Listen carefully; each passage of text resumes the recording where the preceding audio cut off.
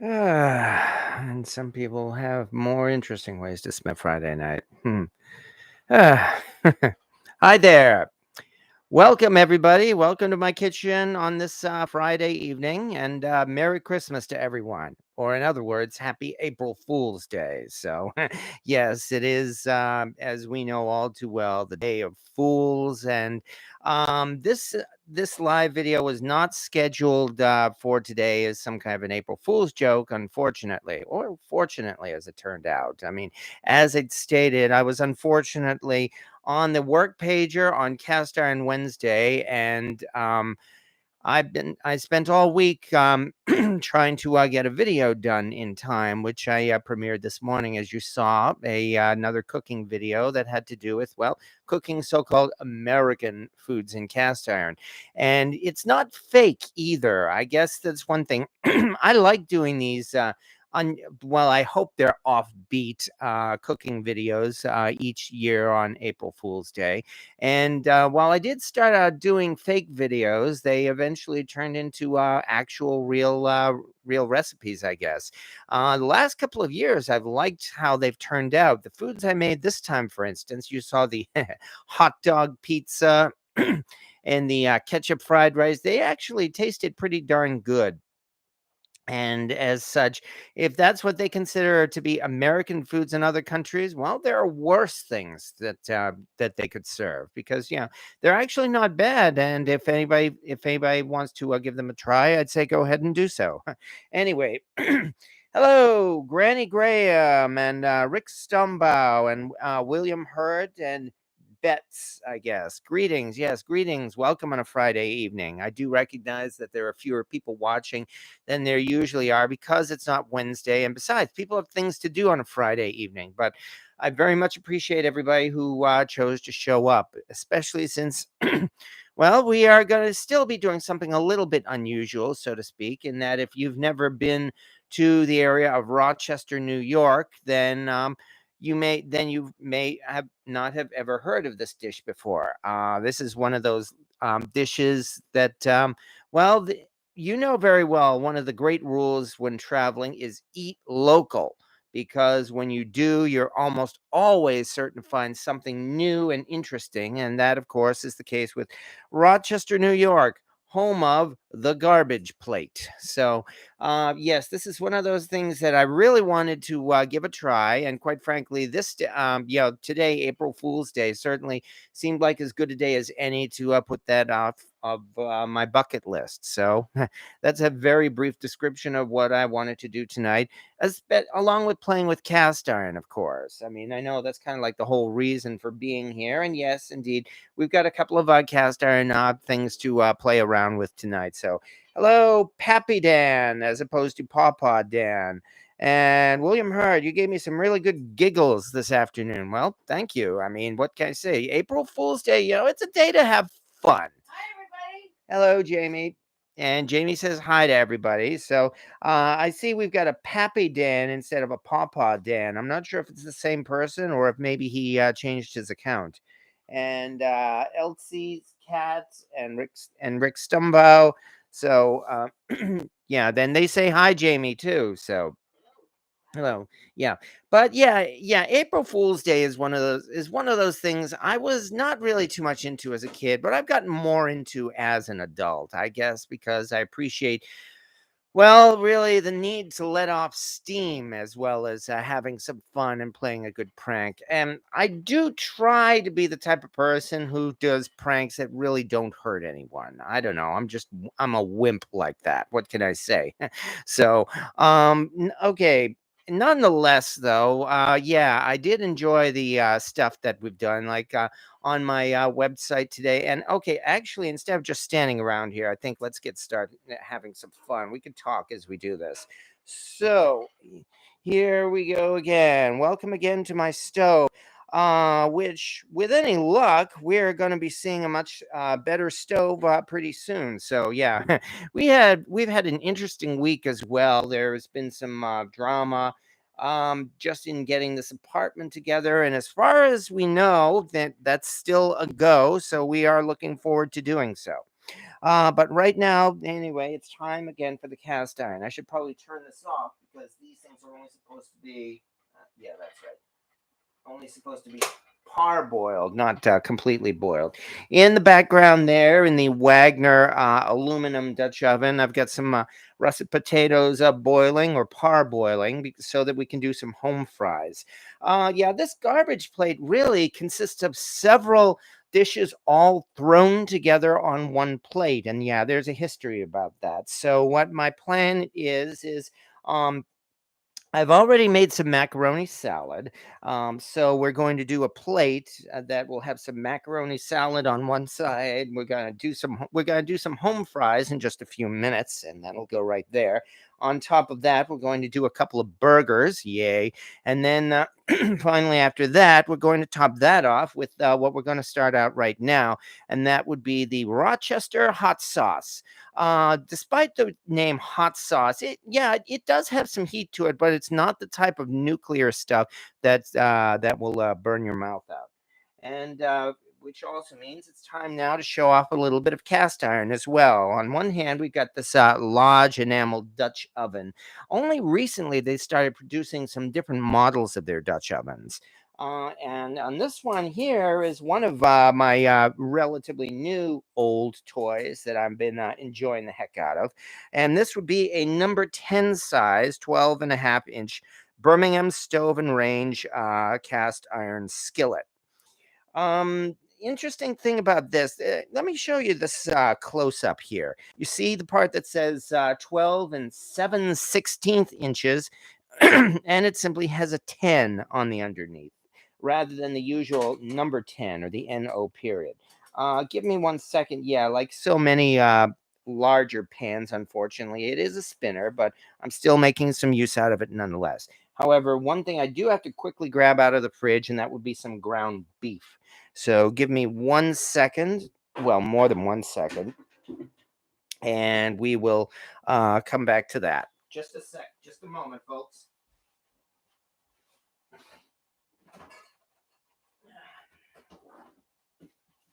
Okay. There we are. Hi, 3 3/4 pounds of ground beef. We might end up going through all of it tonight. So, yeah, this is definitely definitely going to be one of those heart attack on a plate type of dishes. For starters, we're about to do maybe a pound, maybe almost 2 pounds of ground beef. There's no way we're going to be able to have all of this in one dish tonight. So we are going to be eating well for the rest of the weekend too. That's one of the other turn on this fan, why don't we? It's one of the other nice things about cooking in cast iron. You always have a lot of leftovers.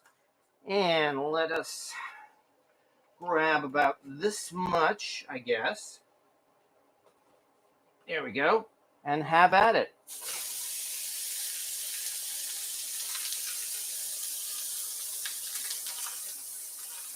Now, as we pass the time, a couple of things I think. One of which okay, move this microphone a little closer. One of which is, as I just mentioned a moment ago, you saw the bottom of this pan here, this BSR number 10 size pan. It is definitely a Century Series pan, and yet it only has a 10 on the underside. That certainly is unusual. For things like that, we can only say that sometimes there are little details like that were overlooked at the foundry because, after all, in the end, as far as they were concerned, they were making frying pans or skillets. It's not like it was they were works of art, and so every so often, little things like that would get by quality control because it was hardly a big deal. I mean, okay, so it did not have the NO on the mold. So what? It's still a usable, workable, and most of all, sellable cast iron pan. However, the other interesting thing about this particular pan, you saw the unusual size of 12 and 7/16 inches. Boy, that sure is precise, and that is an unusual size. That indicates that this pan is actually more likely from the later 1970s, mid 1970s at the earliest, possibly as late as the 1980s or so. because in the mid 1970s, BSR did make the decision to resize a number of their pans. This was, of course, for marketing reasons, as well as they were cost cutting measures. I mean, that's pretty much what it always comes down to, the bottom line. So they did minor adjustments to the size of a number of their pans, such as this one here.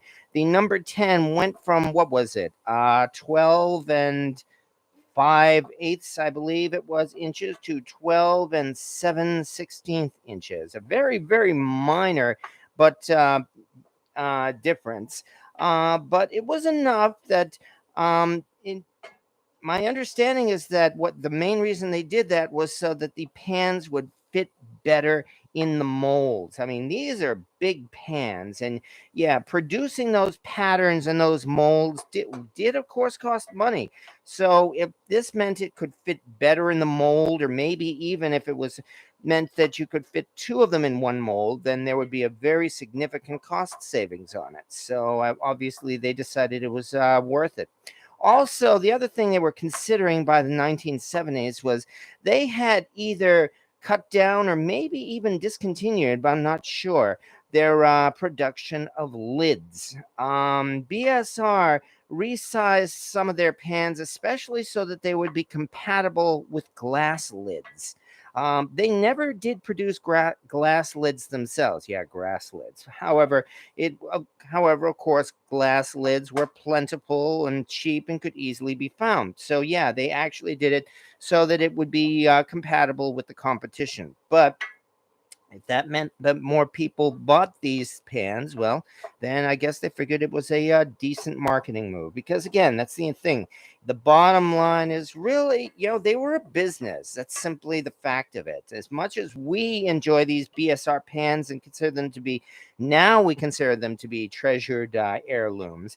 Back in those days, again, they were frying pans. It's not like they thought they were making a piece of art, or even though cast iron pans have their incredible longevity, it's not like they were planning on producing something that would be remembered generations from now or then, which of course is what it turned out to be. And that, I guess, pretty much is the story of this particular pan. The other last thing about this pan that I'll mention is that this particular pan does not have a Made in USA mark on the bottom. And that's interesting there, because didn't I just say a minute or so ago that this little difference in the size can definitely indicate that this pan was made in the mid 1970s. This was long after they started putting Made in USA on their pans. So that makes this definite and absolute proof that not every single cast iron pan made in the later era had a Made in USA mark. Not everyone. It's believed that a majority of them did. As for why this one did not, well, I would again have to attribute it to marketing reasons more than anything else. There was no law. I mean, I myself am guilty of propagating that myth, of spreading around that myth over the last few years, and I'm doing what I can to try to correct that. There never was a law requiring cast iron pans to be marked Made in USA. It was always done voluntarily, and always, it was for marketing purposes. I mean, it was because, as you know, the American market was really being squeezed by foreign competition. And so the Made in USA mark is, of course, really meant as a marketing move to encourage people to buy American, which they still do today, needless to say. Lodge Cast Iron proudly puts a Made in USA sticker on every one of its pans, and quite a few of them have a USA mark on them as well. Now, as for why they did not mark this pan Made in USA, who knows? Maybe this was part of a batch especially being made for business customers, perhaps, restaurants or resellers or someone. And business customers, it's not likely that they would have chosen to buy any particular pan because it had a Made in USA mark. With business customers, well, again, it's the bottom line. They would have bought what was cheap. So, or they had a contract, perhaps, to that required them to produce a certain number of pans, and so that meant, well, since they were producing that number of pans, again, there was no need to give it the Made in USA mark. So, it's not that there's anything unpatriotic about it. As I said, it's business, and that's just how the way business works. And that's kind of the story of this 12 and 7/16 inch BS&R 12, yeah, number 10 size cast iron skillet. A lot of pans, really from all eras of history. There are pans that have these little differences like that, especially because, the markings on the pan, while of course they were important, they were not, not highly considered under quality control, which is why you find occasional errors or misspellings or the markings in unusual places. Every once in a great while, for instance, we've even seen Griswold pans that were where Griswold was misspelled. They're rare, yes. I don't know if antique vendors would put a higher price on them. They probably would because, hey, it's Griswold, and anything to get them to put a higher price on it is good as far as they're concerned. And all of that certainly helped to, to help pass the time as we brown this ground beef. And that sure didn't take long either, did it? Again, that's another good thing about cast iron. I mean, yeah, this did not take long at all. And really, as you can see, this is not sticking to the pan at all. So we are just about ready to get down to the next part. All right, having said all that, let me check a couple of comments here, because, yeah, comments are important. Yeah. Give me time, I'll get it right, says Rick. Okay. Hello, Christine Borgatti. I was pretty excited when I noticed some of my glass lids fit my cast iron. Yes, exactly. That's why. And Pawpaw Dan. Oh, it is Pawpaw Dan. There's a Pappy Dan as well as a Pawpaw Dan. Wife is sick, headed to get meds. Hope to be back before you all are through. Everybody have a good weekend. Yeah, good luck. Good luck, Pawpaw Dan. I hope everything's doing okay. Yes. Yes, and Jamie says hi. He says his wife is sick and he's going to get meds. So yeah. Val's, yes, it very. Val's Black Cat's Rules. There's a diner near me that puts out a fantastic garbage plate. Hash browns, hash, eggs, toast, and sausage. Oh, yeah, that all sounds good. Well, that, of course, is why they call it the garbage plate. I better get back to this before it burns. Because, yeah, this thing is... and again, isn't this cast iron pan great? It's really doing a great job on this ground beef. So let us grab a trivet. I guess this would be Mom's rooster, or rooster trivet. It's definitely a rooster. Okay, put this to one side. Put that to one side. And pull out our next cast iron pan, which I've already had preheating on the other burner there, so that so there shouldn't be any chance of any cold shock. All right, now here is a Lodge enameled. Yeah, the Lodge enameled Dutch oven. I believe this is a 7-quart, nice and big, and that's good. So let's pull it out. Okay, good. This lid is not too hot. Put that to one side. And heave ho with the ground beef. There we go. See, that's what I mean. I've been preheating this one already. There we go. And now that is all there. I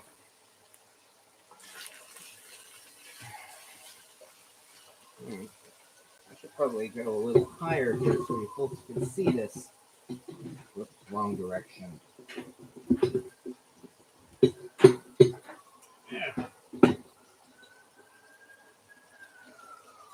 There we go. Thank you for waiting. Yeah, that's a pretty good view. Okay, anyway, as I was saying, we're doing nicely already. Yeah, I think about here will do. So now that we've done that, here is where we throw in some extra stuff. And this is why we're using an enamel cast iron pan, because we are throwing out the dreaded tomato paste. I could still have made it in that other pan. I mean, but I don't want to wear down the seasoning yet. So let us throw out some tomato paste in here.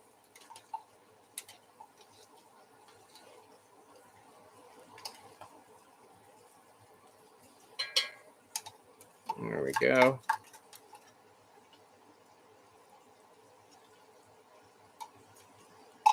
All right.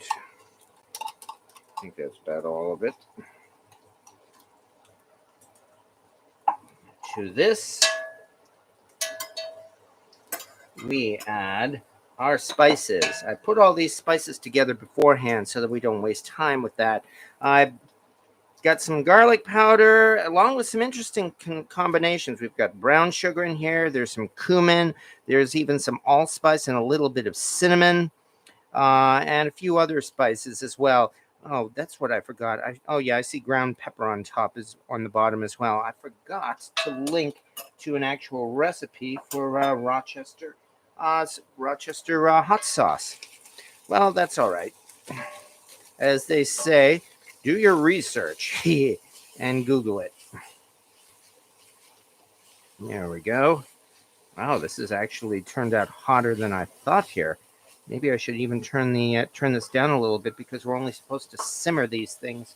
Well, to this, once all these spices and everything are mixed in, here is where we start adding the wet stuff, which would be beef broth. Yeah, this is actually a pretty simple concoction here. Really, a very basic chili sauce. I wouldn't be surprised if there's a similarity between this and Cincinnati chili, for instance, because of the allspice in it. Anyway, let us get out. We're supposed to do clang, clang, clang. 1 cup of beef broth, or in this case, I have stock.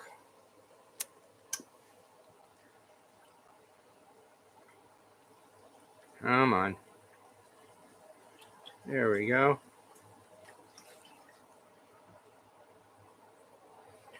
Hope 1 cup is enough. Actually, it looks like it should be fine. There we go. This looks pretty good already. But we are supposed to simmer this for an hour. Boy, what was this? Almost, well, it's got to be at least 1.5 pounds of beef in here. But then again, this is a large cast iron pot, so I think all we need to do is just that, simmer it and let it soak in. In fact, I think I'll even throw in a little bit more. There we go, just enough. I know we don't want to make it into a soup, but as you can see, this is pretty good right now. And I'm sorry? Yeah, actually, there's a similarity to it, definitely. So, with that, let's get this back onto the other burner so that we can have this free to cook another dish. All right. Anyway, that's the secret ingredient to the garbage plate, what they call Rochester hot sauce. Rochester hots. Come on, let's do this right. There we go. All right. And yeah, there it is, all putting away. Now, let's get down back to here. Keep this pan up a little bit more. Oops, excuse me. Sorry about that, folks. Make sure I haven't forgotten anything. Okay, good. We've got that at a simmer. I think we're good. All right. Once this gets hot enough, then we'll be able to start some home fries, which will be our next step here. And then after that, all we'll have to do is a burger, a couple of burgers, actually. Come on, there we go. And now, okay, where were we? Let me see. While we're waiting here, um, Joshua Andrew Vise. I never heard of the garbage plate before. Hello from Southeast Louisiana. Oh, well, Louisiana, of course, you've got a lot of interesting cuisine down there. But the best I could say is look it up, Rochester garbage plate. There is a story behind the garbage plate as well, and that is you can blame drunk college students for this, in that Rochester is or was a heavy college town. And so, of course, that meant the students would go out and party hardy, especially on the weekends, at which point then they'd be all hungover and they would come together and meet at places like the famous place, the origin of the garbage plate, as they say, is a restaurant in there called Nick Tahoe's. I believe I pronounced it right. And the story goes was that they would come in there all hungover and tired and everything like that. And to cure their hangover, they would say, "Hey, give me a plate with all the garbage on it." Basically, take a plate and slop everything you can onto it. And that's what they started doing. They would, well, I don't have beans, but they would put beans and macaroni salad and home fries and burgers and sausages and hot dogs. In fact, it started out with hot dogs and then moved on to burgers. And then top it all off, rather, with that Rochester hot sauce. And that so-called Rochester hot sauce, I'll bet it is a basic type of chili, in which they do what Wendy's does with its chili. They take all of their leftover beef and throw that together in their chili. That's how Wendy's does it, and that's probably how they did it there too. So they just started slopping it all on. And well, the dish took off. It became a favorite, and it was so popular, of course, that it spread around town to the point where it's become something of a Rochester tradition. It was in the what was it like late '80s, early '90s, I believe. They patented or trademarked the name garbage plate, so that only Nick's can sell the garbage plate. But if you go around Rochester, any decent restaurant will have its own kind of plate, a trash plate or a special plate or a sky high plate or whatever they call it, which of course is essentially the same as the garbage plate. And I can see this. I think we are definitely getting close to ready here to start our next step here. Anyway. Boy, all of that is just for yeah. I'm glad you like the Dutch oven. Hello, somewhere over the rainbow, and Sam Cook and Mike DeMars. Yeah. So fish fries rock, Mike DeMars, and Dano Ozark went to a fish fry and ate too much. That's what. Well, there's nothing wrong with eating too much once in a while. That's the best I can say. William Hurt has a Tabasco trivet. Oh yeah, one of those. Okay, which means now I'd say we are probably ready to start ourselves some home fries. All right, first thing I'm gonna have to do is actually these. Gotta drain this out of this Dutch oven here, which I probably should have done a little earlier, but I've been busy talking. So let me quickly drain this. Ugh.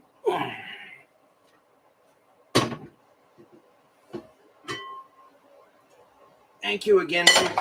Shut up. Thank you again for your patience, folks. There we go. Come on.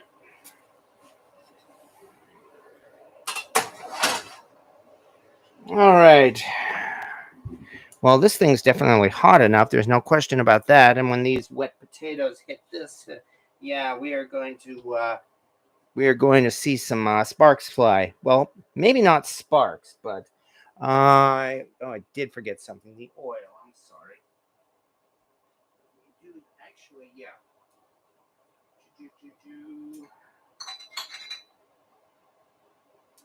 All right. Now let's get down to it. There we go.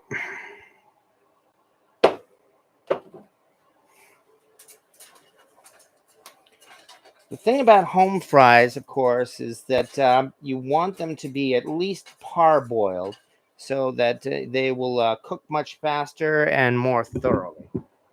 Okay. Well, what can I say? But let's do it.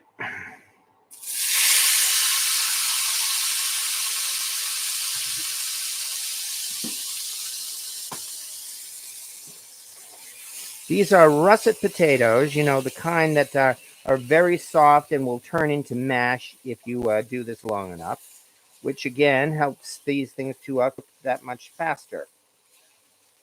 In fact, I hope I didn't overcook these potatoes. So, with any luck, though, I will be able to dry these things off, and then we will work on it from there. I probably should have dried the potatoes out more. Well, actually, I am starting to see little bits already of browning, so this could very well work out. All I have to do is be patient. You know what they say about patience? Well, they say several things, like good things come to those who wait. Patience is a virtue. Yeah, that'll do. All right.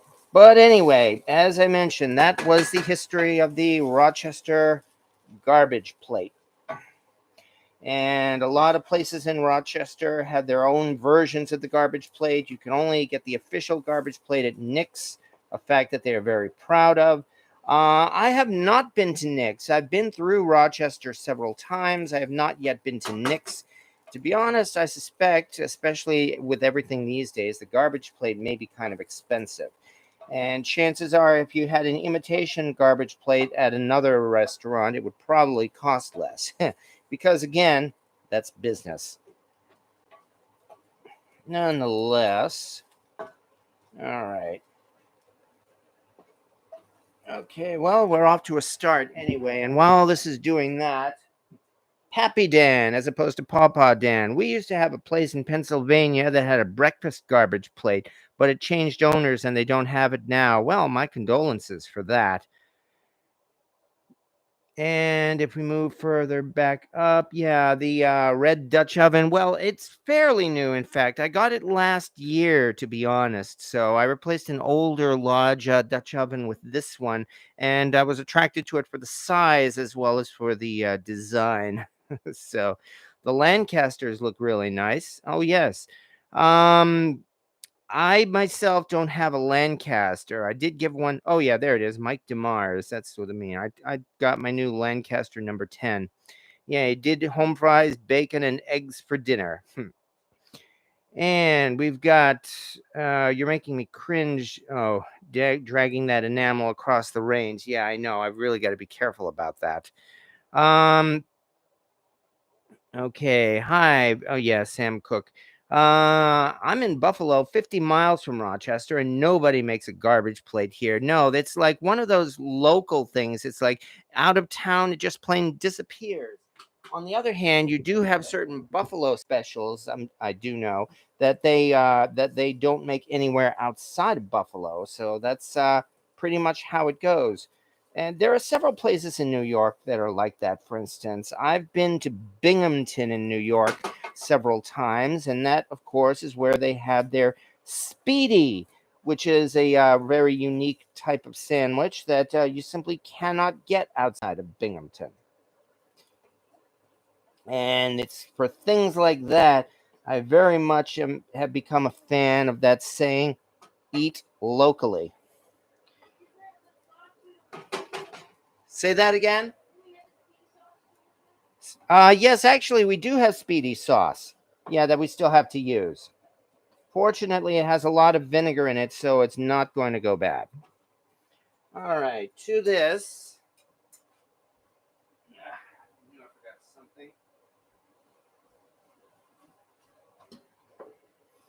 let us do some salt, which should also help it to dry out.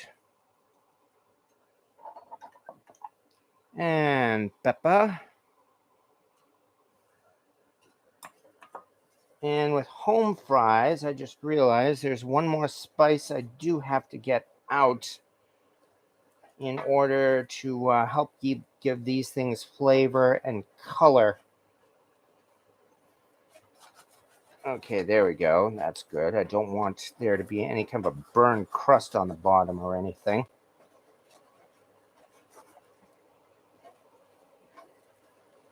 So, again, 1 second, and thank you for your patience. Always forget something here. All right, here it is.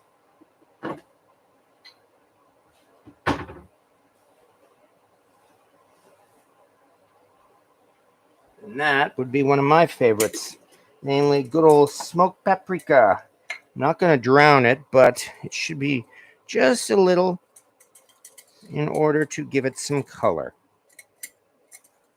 Hopefully that's not too much, in fact.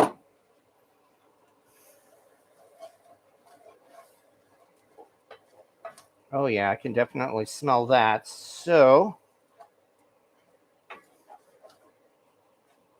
that helps. Although what I should probably do is throw in a little bit of butter and garlic powder as well. I can't believe I keep forgetting these things.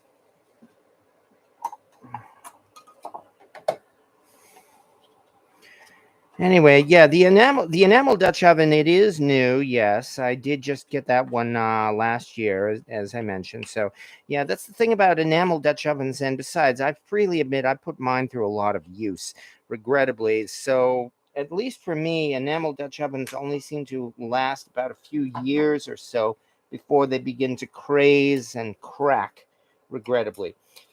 It took almost 9 years of use, for instance, before I finally wore out that big Le Creuset Dutch oven.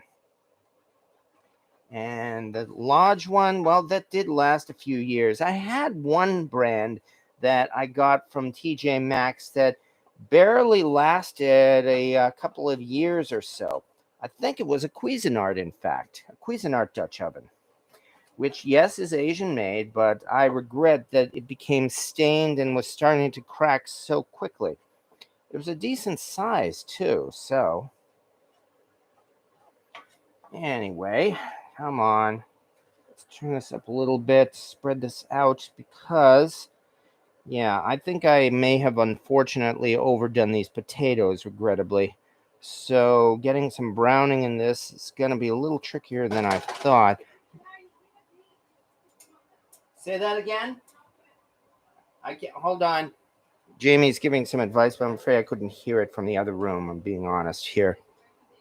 Okay.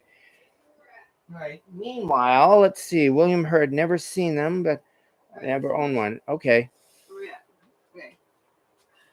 No, you would push them to one side, okay? Okay. You kick up the heat and you boil them, okay? You want to leave them alone, okay? You Okay. want to get a metal spatula and you want to not use. You don't want to stir them. You want to be flipping them, okay? Good point. Okay. Yeah. All right. That means it's time to change utensils here. Yeah. I'm gonna No try more of this that, here. and let's use this. Yeah, there you go. Okay. Thank you for the advice. Mm-hmm. So yeah, rather than stirring them, we will flip them. Thank you so much. Push the side, okay? Okay. We're gonna push it to the side right now. We're gonna put some oil down. Okay. Oil coming up. Yeah. Thank you so much. Yep, I got it here. Yep. Good. Okay. Because they are starting to brown. It's just that it's not on the potato. Yeah. The stuff comes stirring. See? Yeah. So I see. That's gonna burn. Yeah. So. But if you had left it and you had enough oil down, those would have been on the potatoes and not. All right. So say when. Lay down here. No, lay down here. Yes, more. That's good. Good. Okay.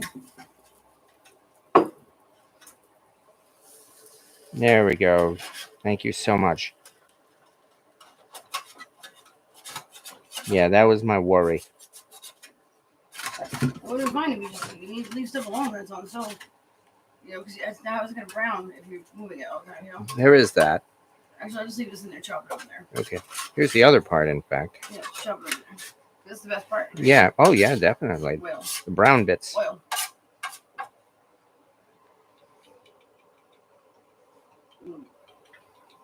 There you go. Right.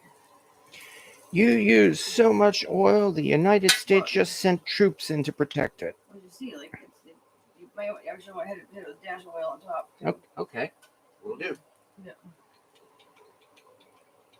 There you go. Just try it out, you know. All right. That'll certainly help. And to this. They're super dry. How do they dry out so bad? That's a good question. I used russet potatoes. I probably overboiled them. That's probably the reason why. But even still, okay, so you think about the ones you get in the freezer packs. Well, there is that, yeah. These are fresh russet potatoes. It's dry. It's dry. It's stuff straight. Okay. Yeah, stuff straight out. All right. Maybe a little margarine for it? Coming up. Not a bad idea. Mm. Hey.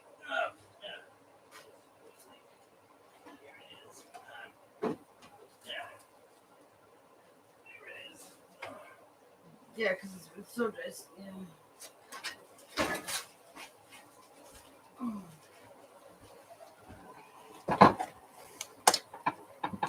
I guess you want a big hunkin' batch of this stuff. Yeah, you gotta let it. Yeah, because it tastes. Yeah, just a bit nice. Hold on, it's easy. It's gonna be on the sun. How about this? Get it greasy. Yeah. Now we've got the heat up too, so Yeah. This doesn't help it though. there we go. That sounds better. Yeah. What's happening though is because they were boiled like too hard, it's absorbing into the mash. You know what I mean? I might even separate out some potato just from the mash. All right. All right. See, we got the potato over there. Keep the mashed up over here. Okay. There goes that. So I see. Yeah. There we go. We're gonna play out, so I can put some of this to the side. All right. Well, once again, thank you for your help. No problem. And while we're waiting here, let's see. William perhaps I took a poor sample from metallurgy. Oh yeah. Mike Mars, mine take 30 to 45 minutes. So Yeah, they just take a while. They definitely take a while. They're not the type of especially things. especially if you make them, you know, parboil them. They take crazy long. You know? Yeah. But that's we don't have time to do that on the live, so. Right. There is that. Mhm. So. Yeah, okay, well, good point. So this is not the type of thing we could make in like 5 or 10 minutes. So, okay. Well, once this is done, the majority of it will be done. All we'll have to do at this point will be a couple of burgers. Mhm. So, and yeah, there's plenty of time yet. I mean, they're cooked. They're cooked. These are on the bottom anyways. Yeah, okay.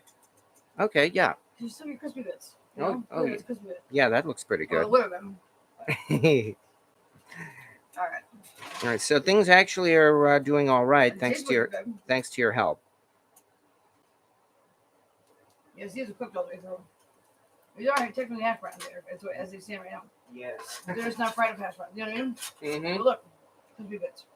Just got to be patient, like you said. Yep. This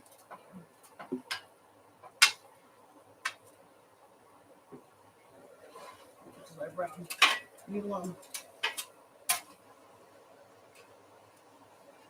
You're not getting all the sides brown. Like you're not getting.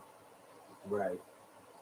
This is how parboiled mashed potatoes come out. Maybe a little bit less boiled, but okay. You know. Yeah, I may have overdone it with the boiling, unfortunately. Okay. Let's see. Ready? Meanwhile, Mike DeMars, I can't afford to eat out. Well, these days there's no shame in that. It's hard to say who can afford to eat out. So, and as they also say here, yeah, ribeye is $39. Yeah, well, that's quite a ribeye then for it to be $39, but still. Rip off.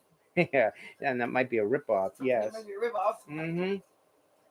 All right, so here, center it on this right in here. Okay. That's me the video, the filming. I mean. Oh, okay. Yes, it is actually. No, I'm saying like right. Oh, you can't put it. Actually, it is in the center. Where do I know, we? but I was saying it's outside. Okay. All right, guys. See. Yeah, I can't tell anyways. Need help with that? No. Okay. All right, ready? Yeah. Okay. At this point, I think really, even though they're if you're frying it, you have to fry it higher. You're frying potatoes. okay. So when you fry, you have to fry on higher heat. All right. You can't fry on lower heat. You know what I mean? You can cook on lower heat, but when you're frying, you really got to hit it with higher heat. Okay. Yeah. Because when you fry, you got to do it fast. You know what I mean? Right. It's kind of not a sear, it's Right. Doing it when you're frying to fry later. You're just frying on a skillet. So. Yeah. I've always been worried about turning up an electric stove to that kind of heat, but I've never had a problem. I've been cooking on electric stove my entire life. When you said to warp it, I thought you meant warp the pan. I never meant you warp the burner. I've never warped the burner ever. Well, I mean, it has warped the pan, so. Yeah. But no. This one's not gonna warp this. Right. You got to keep it on there for a pretty long time, Mm-hmm. Yeah. But for short order, I mean, that's all I've ever done is pretty high heat. You have to do high heat for short, Somewhere over the rainbow says, "Go, Jamie." Mm-hmm. And William heard, Jamie knows her stuff. So, yeah. We come from two different types of families, My sister is a chef. She's been in the restaurant business since, God, as long as I can remember. And my sister's significantly older than I am. So when I was 9, ever since I was 9, I used to go down and visit her in the summertime. I used to come here to Worcester to visit, and she worked in the restaurant. So I would go over at 9, at 9 years old. I'd be doing prep work in the kitchen with her. And then when I was in high school, one night a week, it was my responsibility to cook for the family. So yeah, that's definitely a different kind of family. I've told you about my family Oh yeah, now that is looking good. Yes. See, I just left that one alone. Definitely, just leave it like this. You have more courage than I do with this. Leave it alone. Leave it alone. Remember, the smell of burning. Mm-hmm. And I've said many times. It's gonna be different types, so it's just me. It looks different, but when we're salvaging, do with what it is. Oh yes, no, it's looking good now. So as I said, thanks to your help. It's a little bit different type of hash brown here. Yeah, and I've said many times that my family really did not know how to cook. So it's mash hash. Pretty much, yes. Mash. Mm-hmm. Right. Mm-hmm. Do we just make something new? What? Do we make something new? It's mash hash. Oh, okay. Yeah, we can call it that. Yeah, mashed hash. Just mash hash. Mm-hmm. Mash hash or hash mash. Mm-hmm. Mash hash. Yeah, just let it sit. Let that baby cook. All right. Okay, I will do so. I will just have to be braver. You have to just lift up a little bit. Look. Mm-hmm. Yeah. So it's coming along. All right. Now because it's on higher heat, you don't have to do it that long. Well, there is that. Because you're not used to feeling like cooking with high heat. You want me to stick around for a second? Right. Only if you feel like it. Oh, that's okay. Okay. Yeah, I don't mind. Okay. And somewhere over the rainbow, I love Speedies. I live in Owego and Vestal outside Binghamton. That was the place to go near. Yes. Binghamton, I'm not familiar with it, but I've heard the word. Yeah. Well, yeah, I've been to Binghamton a number of times. That's why. That was where the fair was, right? There was a big flea market in Binghamton, yes, and some of my friends went to lived in Binghamton as well. Although if you're talking about you went there this summer, didn't you? Last summer? Oh no, that was a different one. That was in Rochester, in fact. That was the Boukville Antique Week. That was my first time going to that place. What's Binghamton? Why was that in my head? Well, Binghamton is actually pretty famous. They have Speedies. Okay. They have those sandwiches, and there is actually a really good and big flea market in the Binghamton area as well. Okay. There's also an antique center just outside of Binghamton that I've had a lot of luck finding cast iron there. So beyond that, what I know about Binghamton is a city that is unfortunately is a city that may be more run down than Worcester, unfortunately. Oh, maybe that's the way you're talking about. Maybe that's what it is. Yeah. All right.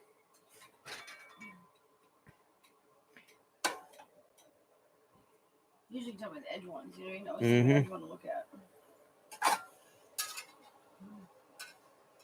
No, the edge is here. No, because that's what's already there. Yeah. That's the problem. Oh, there we go. Look at. Okay. All right. Just go and. You probably want to cut it first. Yeah. There with that. Yeah, that actually looks now we're good. cooking oil. Now we're cooking, yeah. There it was. Oh, careful. It's all right. Go. It's okay. Yeah. Oh, yeah. We're definitely getting edges here. Get this side. Get this side.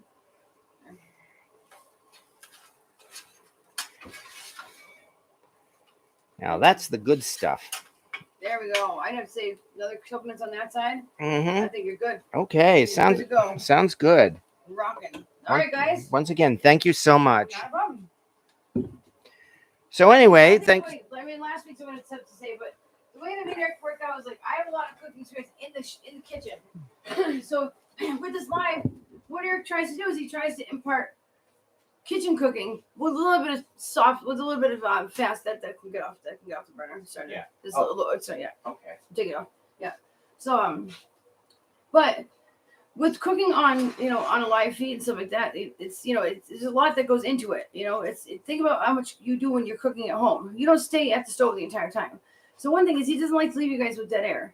When things get and not everything always works out. And when things don't work out, when people start to struggle, things can snowball. So I don't come rushing in. You know what I mean? I don't. I let him figure out stuff. He's taught me tons of stuff too.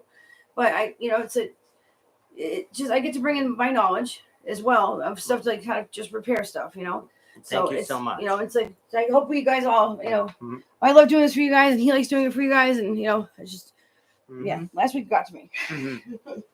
Yeah, somewhere over the rainbow. Yes, Binghamton is run down. Unfortunately, that's kind of the place. Yeah. Have you ever gone to Sharky's in Binghamton? I think I have. I believe I have.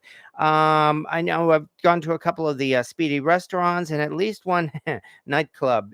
No, not that kind of nightclub. A real nightclub in Binghamton. So now we need a guest appearance by Trouble. Oh, he could very well show up at any moment. Yes. Yeah. Sam Cook says mash hash. I like it. But anyway, thanks to her help, though, at least that actually probably is the longest part of this whole thing, other than that the hot sauce that's still simmering there. So far, so good. That means once these things come out, we will then get into the next step, which would be a couple of burgers. And once we have burgers, we're really pretty much done here. So that means got to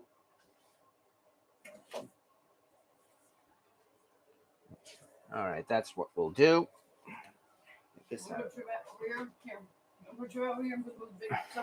Okay, well, 1 second.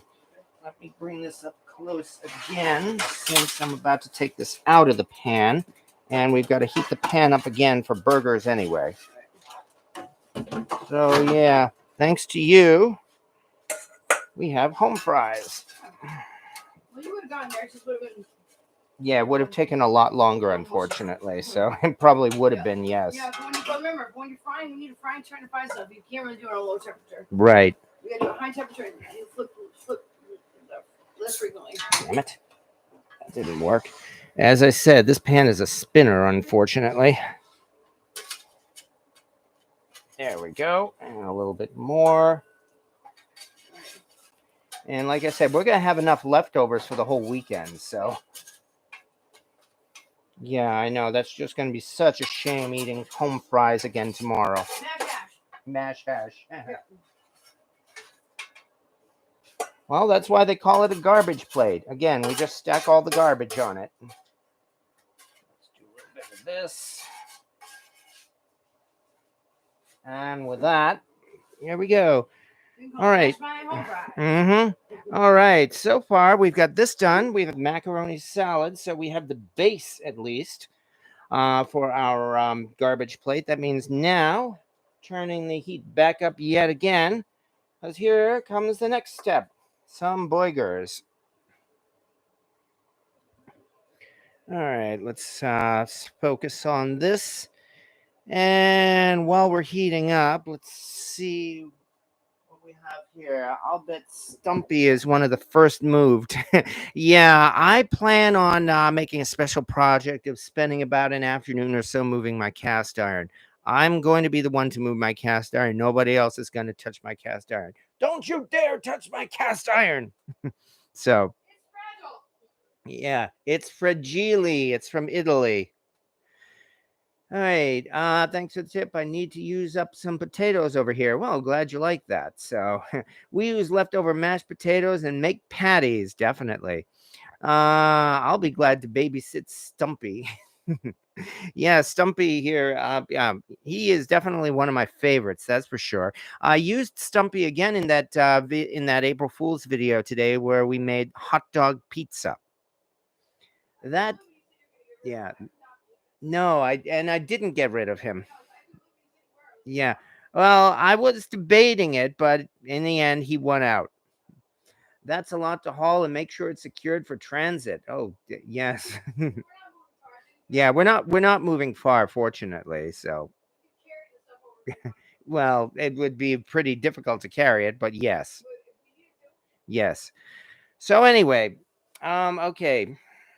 Things are getting pretty good here, which means now we get to do our next step, and that would be some burgers.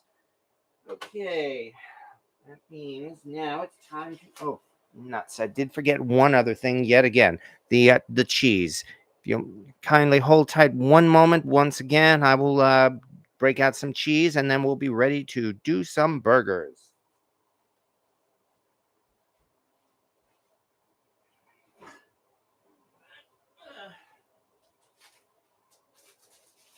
Alright, see the mozzarella. See. Oh, here it is. Yes, you're right. We do have a few pieces left of provolone. Yes, we do. I might figure this out anyway.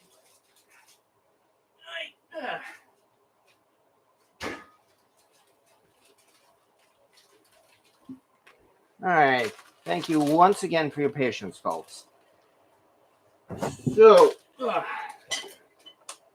let's get down to it, shall we? That means now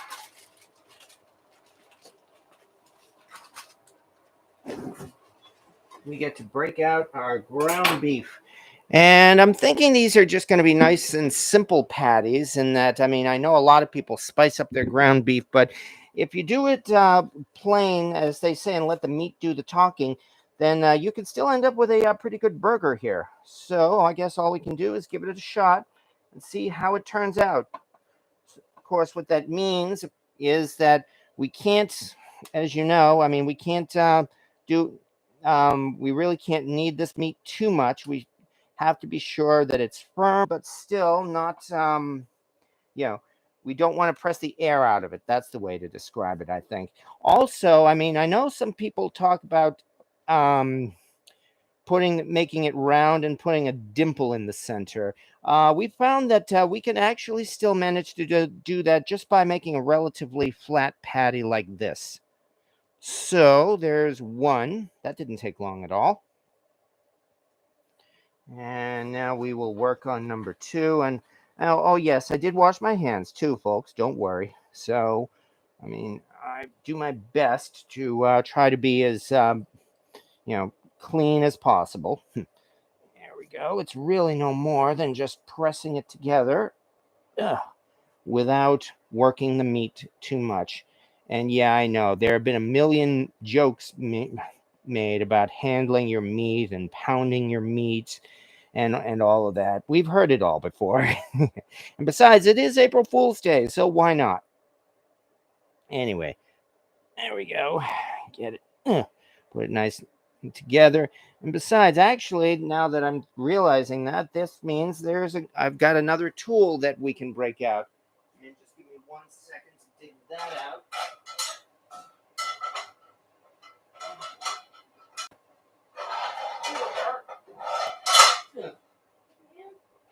No, I'm good.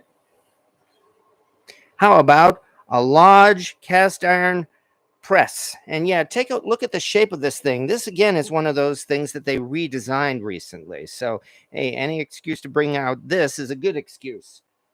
So at this point, I guess all we can do is have at it. So let's have at it.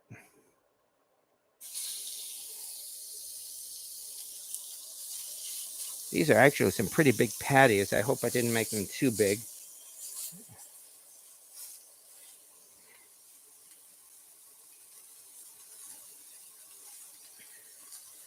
All right. Here's the part where to press or not to press. And in this case, I'm going to go with not pressing it because I don't want these things to fall apart. So I'm going to wait until this says, until the actual browning has climbed up to almost up the side of the patty. And then we'll flip it and then press it. Oh, smoky dokey, you're not kidding. No oil in the pan. Now there's enough fat in here that this should be just fine. These are 80-20 patties, so yeah, the patties will shrink. The large cast iron press is perfect for Monticello, if I'm spelling it right, or saying it right, sandwiches. You're gonna need a Higgins crane. Yeah, I know. Yeah, film the cast iron move. Yeah, I probably should, because yeah, that's definitely gonna be an adventure in itself. That's for sure.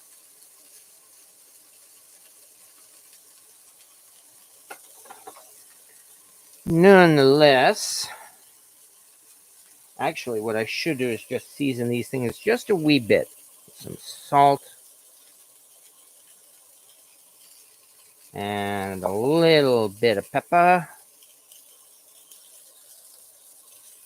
Nothing too much. So these are going to be your basic burgers here. They're not flavored patties, which I would think is probably how they do it out at Nick's as well, because after all, there are so many different flavors already. You know, you've got all of those different kinds of food coming together in one plate. I would think that you would certainly want just a basic patty on the top, not a fancy flavored patty. So.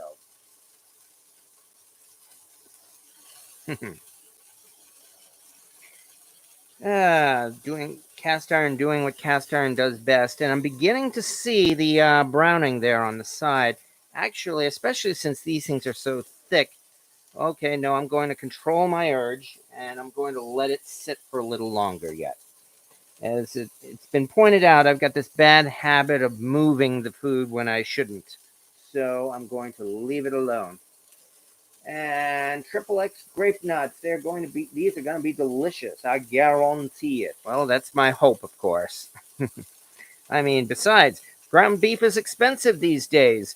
So, yeah, I certainly don't want to waste it. That's for sure. The smoke is coming off and giving a nice curling effect, too. And that also reminds me of smoke. Excuse me again. I'm going to close the doors before the smoke alarm goes off.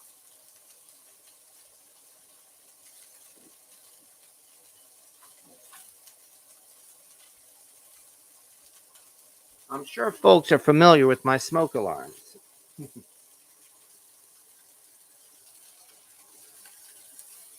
And let me see. I can see that the color change is maybe reaching just barely about halfway up the patty at this point. And for those who worried about there being no oil in the pan, as you can see, there is definitely grease underneath.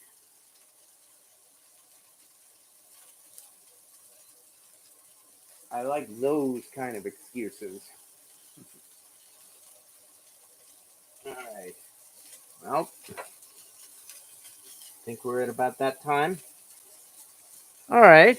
Your neighborhood's familiar with it. Yes, indeed. Hello, Jose Latias as well, and Dr. M. Okay, I don't want. Oh, now I guess we're getting to the point to flip or not to flip. And especially since these things are so thick, these are not thin patties. I'm thinking I probably should. They're probably. So, oh, somebody says wait. You know, Somewhere over the rainbow says wait. Okay, be a little bit more patient.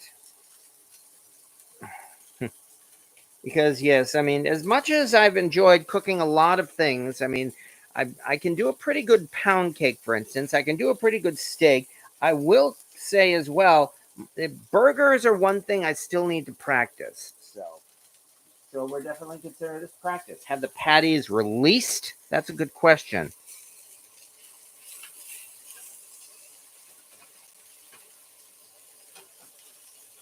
There we go. Well, sort of stuck, but not too badly.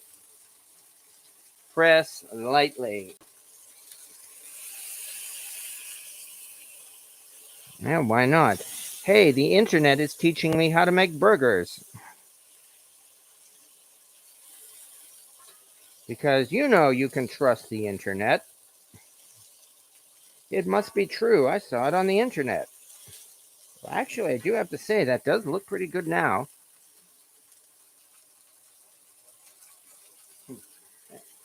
Add a quarter cup of beef stock, and deglaze that pan before the fun burns. Not a bad idea. All right. Okay. Now wait 1 minute, then flip. Okay, I will take your advice because, as I just said, I definitely need practice on my burgers. Little bits of potato on there, in fact. So, and I'm looking forward to this as well. Because, yeah, these are some pretty darn big patties. These are the type of patties I think that you'd probably get at like Five Guys or the like. Yeah, in fact, yeah, probably Five Guys because they just use your basic 80/20 beef as well. They don't season their patties either.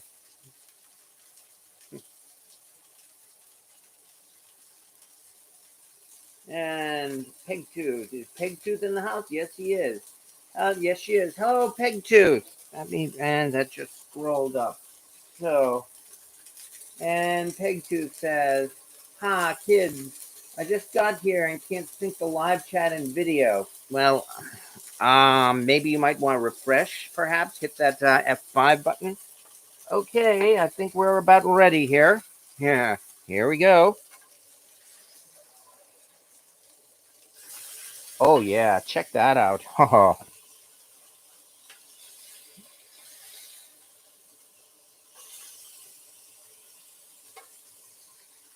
Now, those look like burgers,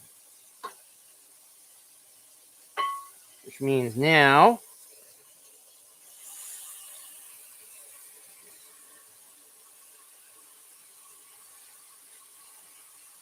hmm, once flipped, wait 3 minutes. Well, I've got to melt some cheese on it too, but I guess not yet.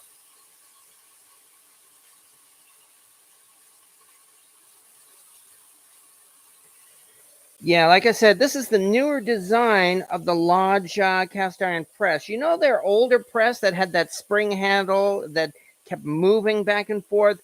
I never got that press for precisely that reason. I was really glad to see something like this, something solid that could actually, excuse me, about to sneeze there, something that could actually press down a burger. So. Never had Five Guys before, but I've had a couple of chicks. Yes, happy April Fool's Day to you too. I have the older press. Well, these things aren't too expensive, all told. I mean, brand new from Lodge, this thing is like about $15 or so. You can probably get it even cheaper. I got this off of Target's website. Well, we definitely have enough grease in the pan, that's for sure. Nonetheless, I'd say we're probably getting close to cheese time.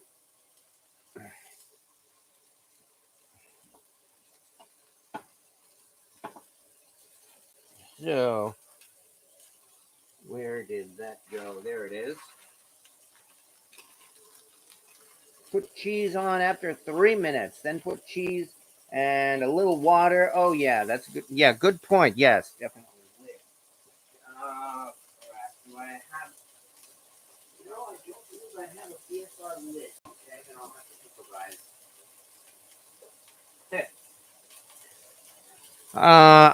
No, I don't have a number 10 BSR lid. Well, again, I will have to improvise. Well, that's exactly what we will do then. All right, I can quickly get a wee bit of water here as well. There we go.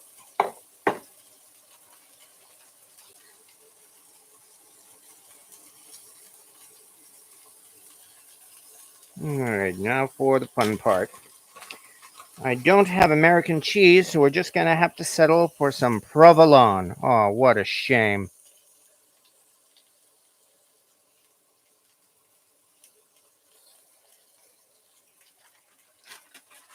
And as they say,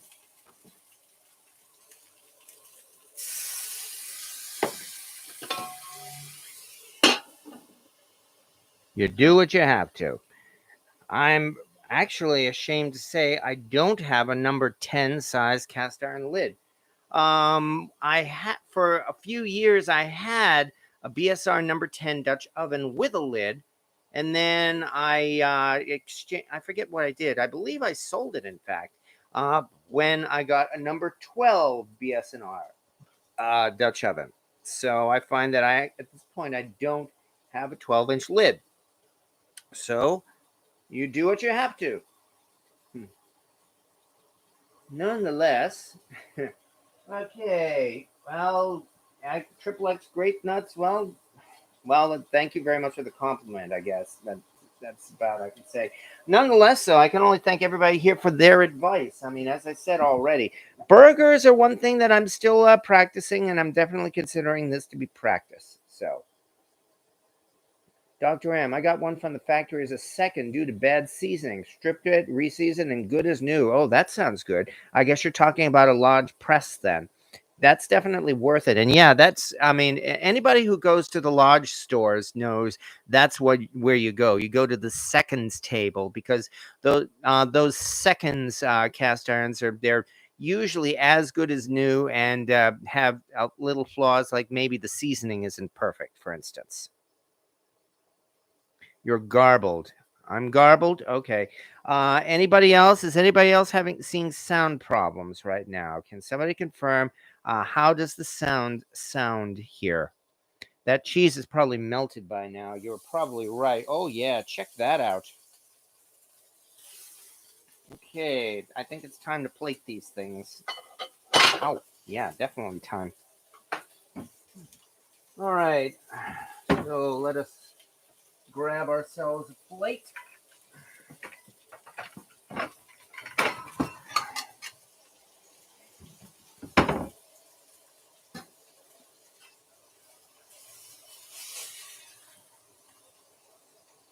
That's one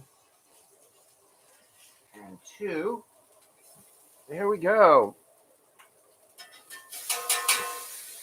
Which means I had better turn this heat off now and let this thing start to cool off. But still, thanks to your advice, everybody, and Jamie as well, got ourselves a couple of burgers here. Some burgers or boogers or yeah, I know. You know the kids who always call these things boogers.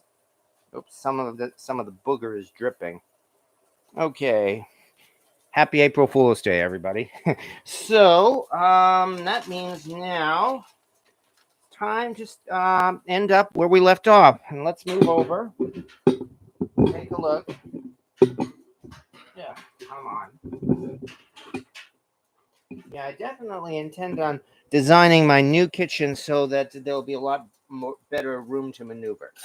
Okay, nonetheless, it's time now to take a look at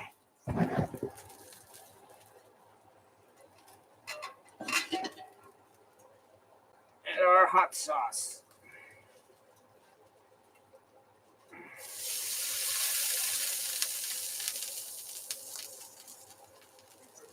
All right. Where did I put the? Yeah, where did I put that? Oh, there it is. See how this looks. Oh yeah, there we go. This thing is not chili. It's not soup. This in fact, would be rather acceptable to be spread on top of a garbage plate. At least that's my opinion. If anybody feels otherwise, I mean, please feel free to speak your mind. It's a free channel. Okay, which means we are now ready for the plating. So thank you again, everybody, for your patience on this. Half a twist of black pepper. Not a bad idea, if you ask me.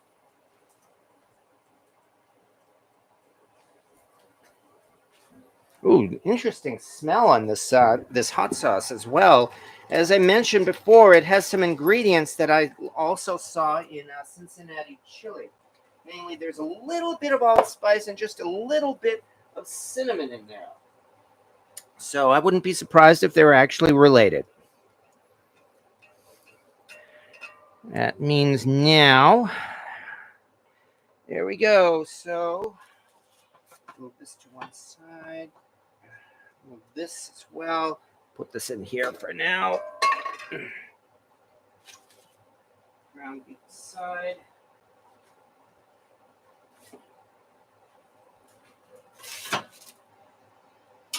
And now at last,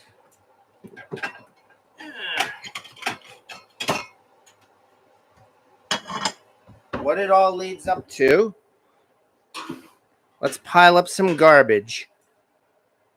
So that means, yes, indeed, gabbage. I'll have a plate of that garbage. Okay, here we are. Let's start.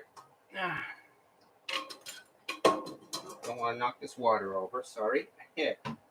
Okay, let's start with some macaroni salad, which I made before the live started. So the macaroni salad is a very easy recipe. That's why, I mean, yes, you can buy it easily enough at the store, but why should you when it's that easy to make? Okay, time to build up a garbage plate. We start on one side with some macaroni salad. Pasta salad, if you prefer. And then on the other side, thanks to Jamie, we have our home fries. Yay! And so we put that over here.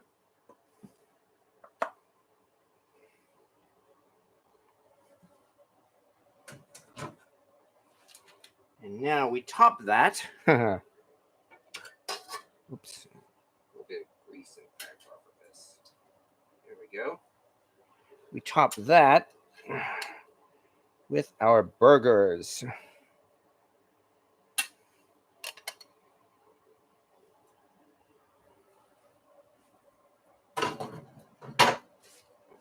And finally, the coup de grace. Nice. Oops. Excuse me. 1 second. I better turn this off. In fact, I think it's overdoing it. There we go.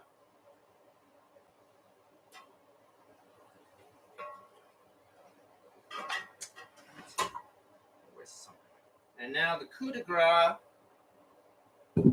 Nice heaping helping of our hot sauce. And yeah, this is hot too. I mean, you can see how much it's steaming. But nonetheless, boy, is this a lot of food.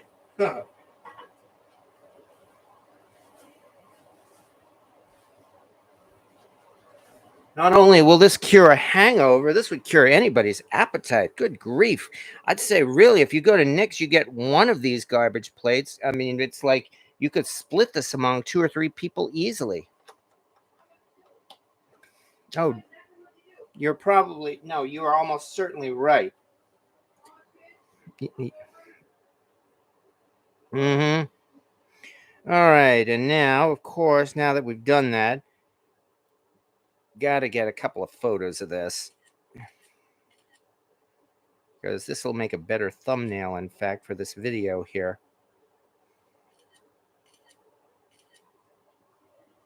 Wow, is this a lot of food?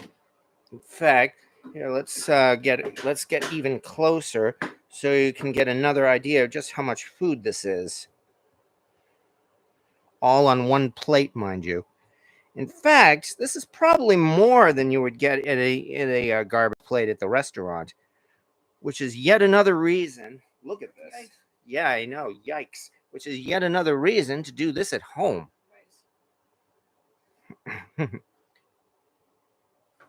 Oh yeah, that's yeah. Cheers, give it to him. Oh yes, they did. Help yourself. All right. Anyway, so there you go. We, as promised, we've cooked some garbage in cast iron. We've got a heart attack on a plate. I'll be the first to admit that. I mean, look at all this greasy stuff.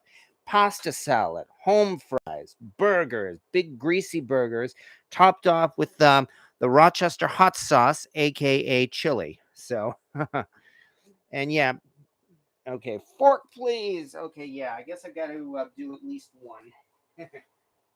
Betting one is all I'm gonna need. One burger. Mm-hmm. Definitely one burger. Yep. Yep. A little bit of the burger, a little bit of the cheese. Burger might still be pink. Oh my God, is it? Is it? Might be. How big is it? Like my kind of pink? Is it your kind of pink? Yes. Okay. Yep. Well, it's your kind of pink then. Yep. But nonetheless. So. Okay. Well, all we can do now is. Mm. Oh. Mm-hmm. Yeah. This sauce is like. I encourage you to try at least one. I'll put burger on this here. Okay. All right. So what? You want one of the burgers in here? Just a burger. Okay. One. No, too much sauce because I can't. Yeah. Okay. This one. Yeah, because I can't do lots of this. Okay. Tomato base, you know what I mean? There we are. Here's the burger. Yep. That's all right. What? You're right. Yeah. Okay. That's all right. Nonetheless, though, even so, try some of that hot sauce. Yeah. Oh yeah. I can't wait though. I've got to actually have some more of this stuff myself. Mm-hmm. Oh yeah.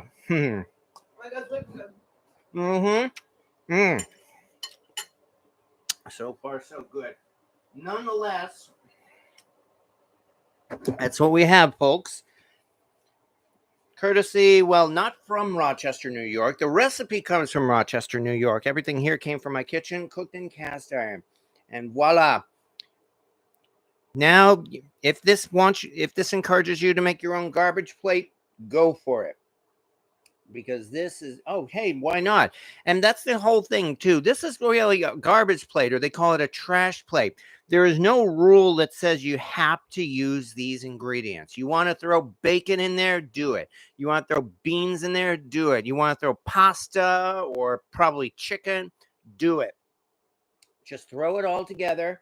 Yeah, it says, Rick says, yeah, Rick, not just Rick Stumbaugh, but I'm sure you've gotten a lot of that. Rick Sanchez. And away we go.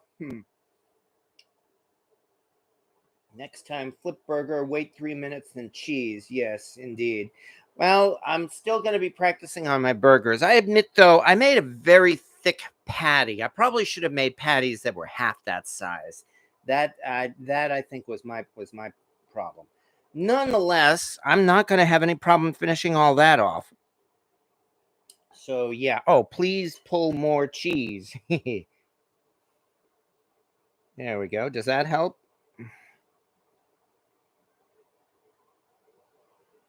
All right. So anyway, as promised, here is our garbage plate. Got here late. Marissa Love, why do you call this a garbage plate? Is this food from garbage? Are you just using up leftovers? In a way, yes. Okay. This is a not very classic, but recently it's a classic and very popular dish from Rochester, New York. Go onto Google and look up Rochester garbage plate. It's called that because of all the drunk college students, and I'm not kidding, who went into the restaurants there and with a hangover, and they said, "Give me a plate with all the garbage on it." And they literally piled all of this garbage onto a plate. Pasta salad, home fries, burgers, and a special kind of chili sauce, which they call Rochester hot sauce. And you pile it on high, and the end result is a garbage plate. And that's a very short description of it. So, okay.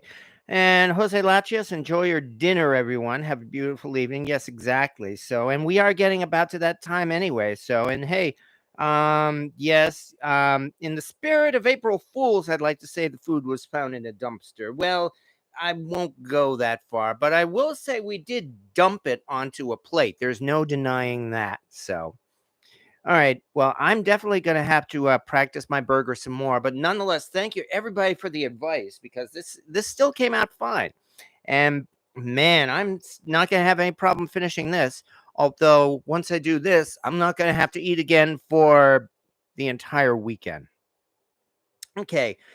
And with that, let me say one other thing, folks. I mean, as always, thank you very much to everybody who showed up here, especially on a Friday night as opposed to Wednesday. Thank you so much. It's you folks who make all of this fun. And I say that every week because I mean it every week, which is why I'm going to tell you next Wednesday, we're digging out something out of the lye tank that I have had in there since last fall. And I'm hoping that it's going to be something that we will have a lot of fun with, and hopefully it'll make some people, well, I hope it'll impress some people. Let's just say that. And that's what we're going to be doing on Cast Iron Wednesday. So thank you everybody for showing up once again. Bruno Diniz and Pappy Dan and Pawpaw Dan and Terry Sinchep. Happy April Fool's Day. I was married 50 years ago today, and yes, I am. Yes, indeed, you fool. You've been foolish enough to have been married for 50 years. And yet, I'm sure you've probably enjoyed almost every bit of it. Thank you. Thank you, Dr. M and Peg Tooth and William Hurt and Christine Borgatti and everybody here. Thank you so much for showing up. And well, at this point, I guess all I can say is, yeah, enjoy your evening. And hey, at least it's Friday night, so enjoy yourselves. Yeah. Good night, and we'll see you all next Wednesday.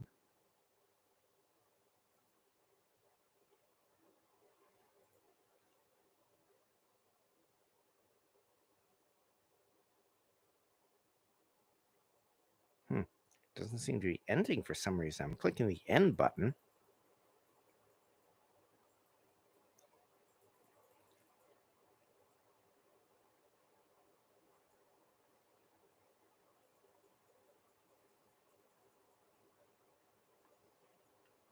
All right, to it.